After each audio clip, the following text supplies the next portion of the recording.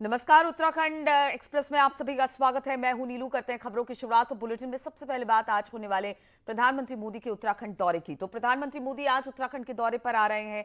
PM Modi सुबह 11 बजे Rishikesh AIIMS पहुंचेंगे, जहां पर ऑक्सीजन प्लांट का उद्घाटन करेंगे। इसके साथ ही देश के अन्य हिस्सों में भी बने 35 ऑक्सीजन प्लांट का वर्चुअली यहां से शुभारंभ किया जाएगा।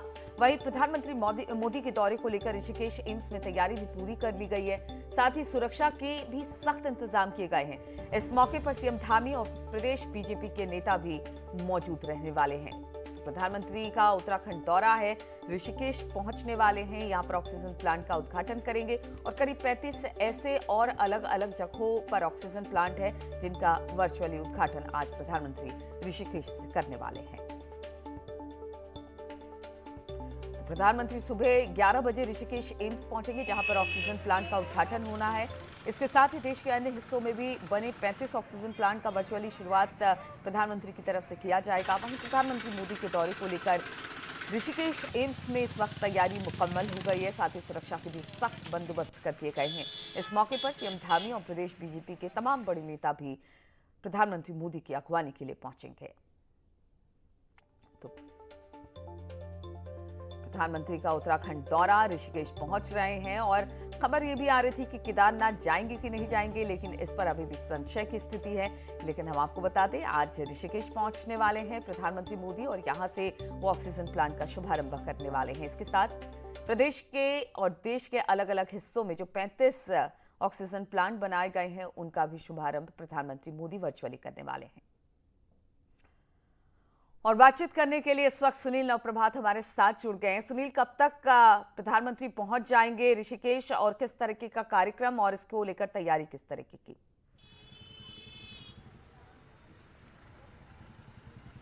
देखिए नीलू, प्रधानमंत्री का 11 बजे एम्स ऋषिकेश में पहुंचने का कार्यक्रम है।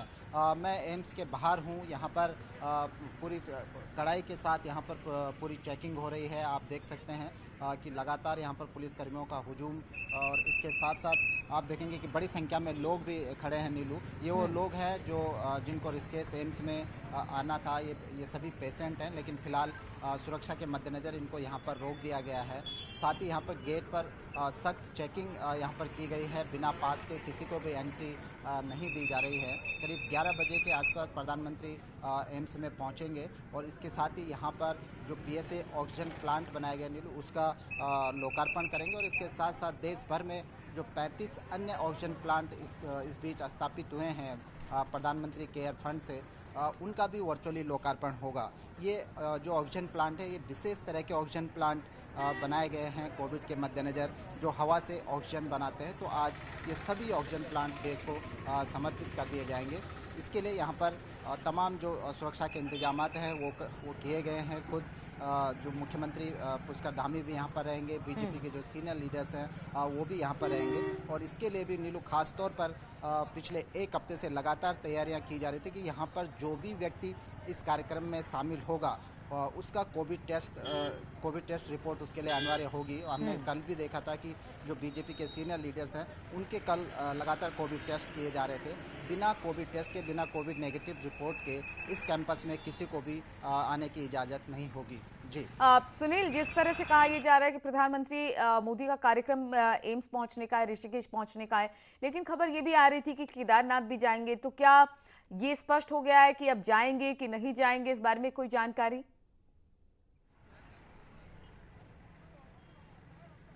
देखिए नीलू, जिस तरह से मुख्यमंत्री का माफ़ कीजिएगा, प्रधानमंत्री का केदारनाथ से लगाव रहा है और लगातार वो केदारनाथ आते रहे हैं, उसी के मद्देनज़र एक कयास लगाए जा रहे थे कि चूंकि नवरात्रि का शुभारंभ भी है, तो इस मौके पर प्रधानमंत्री केदारनाथ भी जा सकते हैं। लेकिन जो उनका शेड्यूल है, उसमें कहीं भी केदारनाथ का जिक्र नहीं है, यानी कि प्रधानमंत्री केदारनाथ नहीं जाएंगे। हालांकि ये बात अलग है कि एहतियातन प्रशासन ने केदारनाथ में भी वो तमाम तैयारियां की हैं जो जरूरी हैं। आपने देखा कि मुख्यमंत्री ने भी केदारनाथ का दौरा किया, इसके अलावा इससे पहले उन्होंने खुद ड्रोन से वहाँ के हालात की समीक्षा की थी।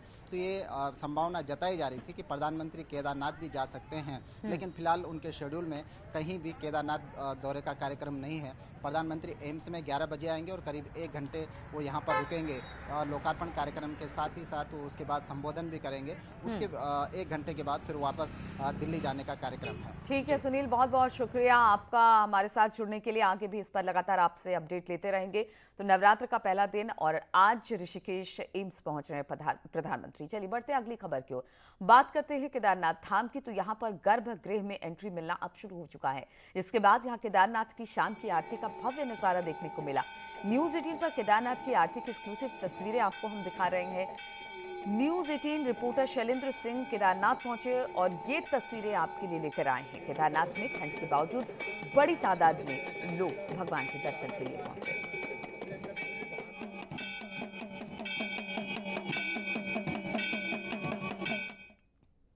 और इससे पहले केदारनाथ में गर्भगृह को खोला गया। कोविड के बाद अब तक गर्भगृह में श्रद्धालुओं को जाने की अनुमति नहीं थी, लेकिन अब गर्भगृह को खोल दिया गया है।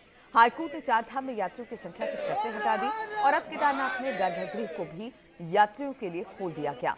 यात्री भी गर्भगृह के दर्शन करके खासे खुश दिखाई दिए और यात्रियों का कहना है कि गर्भगृह के दर्शन करके ही केदारनाथ की यात्रा पूर्ण होती है।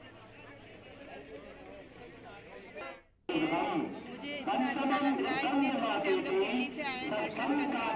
बहुत आज मनोकामना पूर्ण हो गई, बहुत अच्छा लग रहा है। खुशी है और जो है दर्शन जो है गर्भगृह के मिलना बहुत ज़रूरी है और बहुत ही ज़्यादा ज़रूरी है, क्योंकि ये जो है एक धार्मिक यात्रा है।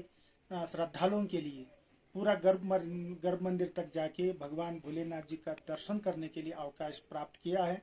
इसके लिए बहुत श्रद्धालु भगवान भोलेनाथ जी का जो भक्ति लोग था, श्रद्धालु था, वो आके भगवान भोलेनाथ जी का दर्शन पाके मन का मन पूर्ण करके बहुत खुशी होके। और इसी पर बातचीत करने के लिए हमारे साथ शैलेंद्र फोन लाइन पर जुड़ गए हैं। शैलेंद्र, हमने देखा कि एक तो आज नवरात्र का पहला दिन है, उसको लेकर भी श्रद्धालु वहां पर पहुंच रहे होंगे, लेकिन अब गर्भगृह के द्वार भी श्रद्धालु के लिए खोल दिए गए हैं। तो कितना उत्साह, क्योंकि ठंड भी हम देख रहे हैं अच्छी खासी पड़ रही है वहां पर। बिल्कुल, मैं आपको बताना चाहूंगा कि जो कोरोना नियम है उनका पालन करते हुए गर्भगृह के दर्शन श्रद्धालुओं के लिए खोल दिए गए हैं। हालांकि अभी भी जो घी का लेप और जो पूजा अर्चना गर्भगृह में होती है उस पर अभी भी पाबंदी है। केवल भक्त जो है गर्भगृह में जाकर के भगवान के स्वयंभू शिवलिंग के दर्शन कर सकते हैं, लेकिन जो है वहां पर किसी तरह से जो शिवलिंग है स्वयंभू उनको छू नहीं सकते, वहां पर घी का लेप नहीं कर सकते, पूजा अर्चना नहीं कर सकते, केवल दर्शनों के लिए खोला गया। और आज जो है भक्तों में काफी उत्साह है, क्योंकि आज नवरात्र का भी पहला दिन है और बड़ी संख्या में जो है सुबह से ही केदारनाथ जो मंदिर है उसके बाहर श्रद्धालुओं की कतार लगी हुई है और भक्त जो है अपनी बारी का इंतजार कर रहे हैं। सुबह 6 बजे से ही श्रद्धालु यहाँ पे खड़े हैं। हालांकि ठंड भी बहुत ज्यादा है, लेकिन श्रद्धा जो है वो ठंड पर जो है भारी पड़ती है। चलिए, तो देर से ही सही चारधाम यात्रा की शुरुआत हुई और अब जब अनलिमिटेड संख्या में लोग वहां पर पहुंच रहे हैं, श्रद्धालु वहां पर पहुंच रहे हैं, तो बाबा केदार के दर्शन भी कर रहे हैं। और आज नवरात्रा के पहले दिन कहा जा सकता है श्रद्धालुओं में खासा उत्साह भी देखने को मिल रहा है। बहुत बहुत शुक्रिया आपका तमाम जानकारी देने के लिए शैलेंद्र। और आम आदमी पार्टी ने अल्मोड़ा बाजार में रोजगार गारंटी यात्रा निकाली। इस दौरान भारी संख्या में लोगों ने यात्रा में शिरकत की। अजय कोठियाल इन दिनों कुमाऊं में रोजगार गारंटी यात्रा निकालकर पार्टी को मजबूत कर रहे हैं। वहीं अजय कोठियाल ने कहा कि वो लोगों की समस्या सुन रहे हैं, इसके बाद अपना घोषणा पत्र तैयार करेंगे। कोठियाल ने बताया कि बीजेपी और कांग्रेस ने प्रदेश की जनता को धोखा दिया। कोठियाल का कहना है कि जल्द ही साफ छवि के नेताओं को पार्टी में शामिल किया जाएगा। साथ ही सभी 70 विधानसभाओं के प्रत्याशियों की भी घोषणा जल्द ही कर दी जाएगी। अब पार्टी ये चाहती है कि हमारे पास आने चाहिए नए चेहरे, एक डायनेमिक पर्सनैलिटी जो कि करप्शन फ्री हो, जो धर्म को राजनीति में लेकर के चलने वाला ना हो, जिसके अंदर फीलिंग हो मैं उत्तराखंड के लिए, मैं देश के लिए कुछ कर सकूं। ऐसे लोगों को हम सेलेक्ट करने का एक प्रोसेस कर रहे हैं। और देहरादून में एक शख्स से 21 लाख की ठगी करने वाले आरोपी अमन मंडल को एसटीएफ ने गिरफ्तार कर लिया। आरोपी को झारखंड के गिरिडीह से गिरफ्तार किया। इसने केवाईसी के नाम पर पीड़ित से पहले ऐप डाउनलोड करवाया और उसके बाद ठगी को अंजाम दिया। इंस्पेक्टर के नेतृत्व में टीम बनाई गई थी। बाद में तलाश करने के बाद जानकारी का पता चला कि जो इसके अपराधी है, जिस नंबरों से फ़ोन किया गया था फेक आईडी पर, वह गिरिडीह में एक जगह स्थान से चल रहे हैं, जिसमें एडवांस टीम को भेजकर इसमें जानकारी प्राप्त की गई और पूरी टीम को भेजा गया। और विगत 3-4 दिन से उसकी तलाश के बाद अमन मंडल नाम का जो मुख्य सरगना है, जो उस फ़ोन से जो सिम का प्रयोग कर रहा था फेक आईडी पर, उसको सिम के साथ भी पकड़ा गया। और देर से मिला न्याय अन्याय के बराबर, ये तो बात बार बार कही जाती है, मगर पिछले 2 सालों से कुमाऊं में राजस्व कोर्ट में लंबित मामलों में लोगों को न्याय के लिए इंतजार और बढ़ा दिया है।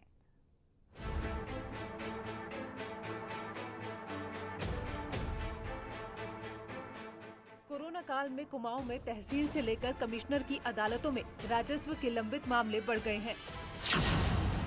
लंबित राजस्व मामले उधम सिंह नगर में 5493,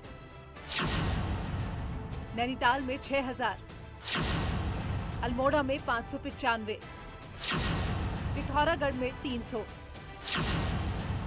चंपावत में 400, बागेश्वर में 100 मामले। बढ़ते लंबित मामलों पर कमिश्नर ने सभी राजस्व अदालतों को जल्द सुनवाई के आदेश दिए हैं। जो वाद हैं उनके लंबित रहने की स्थिति थोड़ी सी अधिक थी, तो उसमें सभी अधिकारियों को निर्देशित किया गया है कि नियमित रूप से वो राजस्व न्यायालयों में बैठें और जो समय सीमा है, जैसे जो सरसरी तौर पर कार्रवाइयाँ होती हैं, चाहे वो नामांतरण की कार्रवाई हो, चाहे वो मेडबंदी की कार्रवाइयाँ हो या अन्य इस प्रकार के मिसलेनियस प्रकरण हो, उनको समयबद्ध ढंग से निस्तारण किया जाए।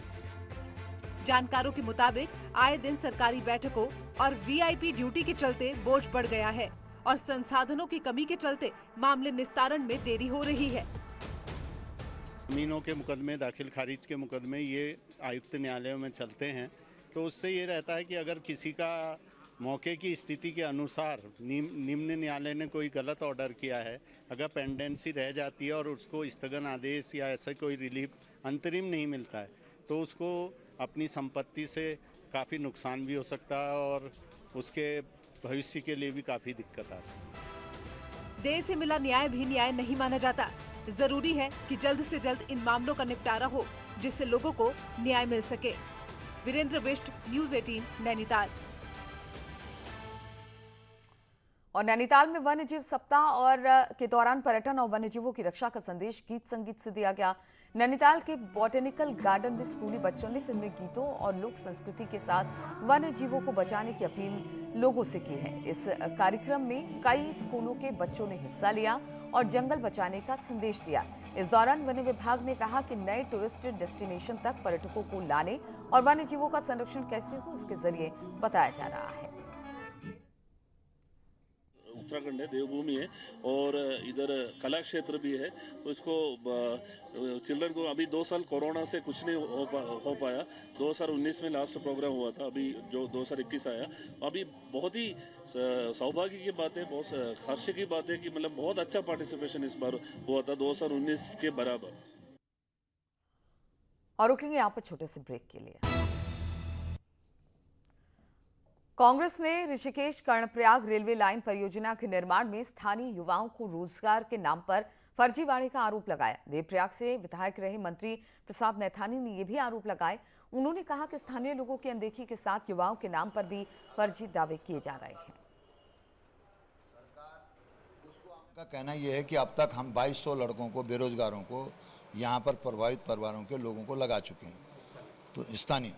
तो अब उस स्थिति में जब हमने बातचीत की तो वो जो लड़के जिनके नाम उसमें थे, अधिकतर बच्चों ने कहा कि हम तो, कोई कह रहा मैं मेरठ में, कोई कह रहा हम जो है गाजियाबाद में, कोई कह रहा मैं झांसी में हूँ। तो इस तरीके से जो मुझे लगता है कि ये जो नियुक्तियाँ इन्होंने की हैं, ये सब फर्जीवाड़े टाइप की लग रही हैं। और श्रीनगर गढ़वाल में ओवरलोडेड 3 ट्रकों को जब्त किया गया। इनमें से एक ट्रक पर वजन ज्यादा होने पर उसका टायर फट गया। इससे वहां पर गुजर रहा एक बाइक सवार दुर्घटनाग्रस्त हो गया। ऋषिकेश से बिलेखदार जा रहा था। इस ट्रकों को प्रशासन ने सीज कर उन पर 1.25 लाख की पेनल्टी लगा दी है।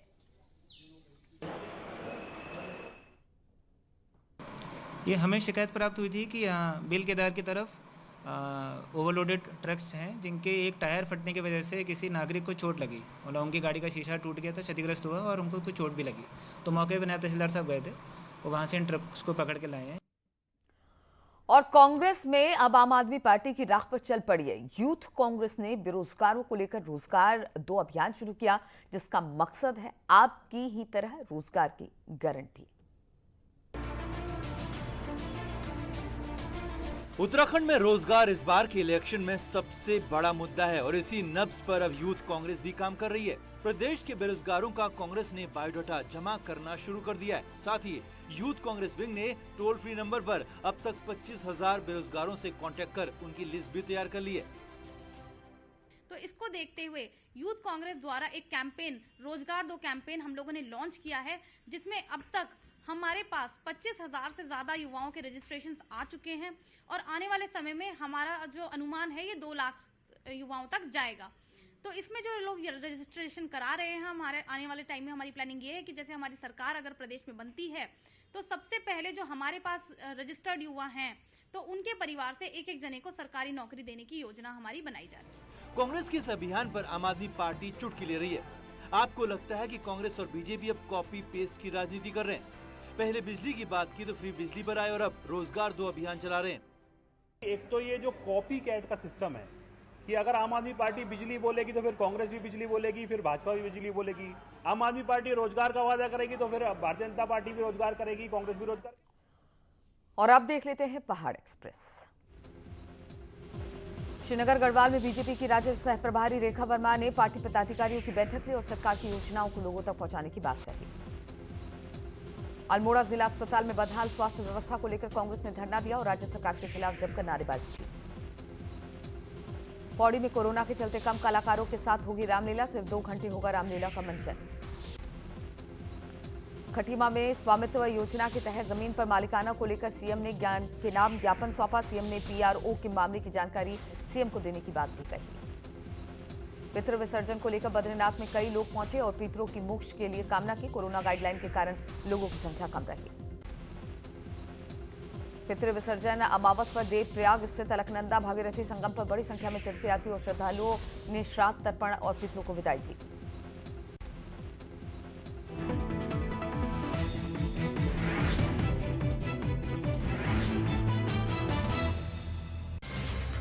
Headlines sponsor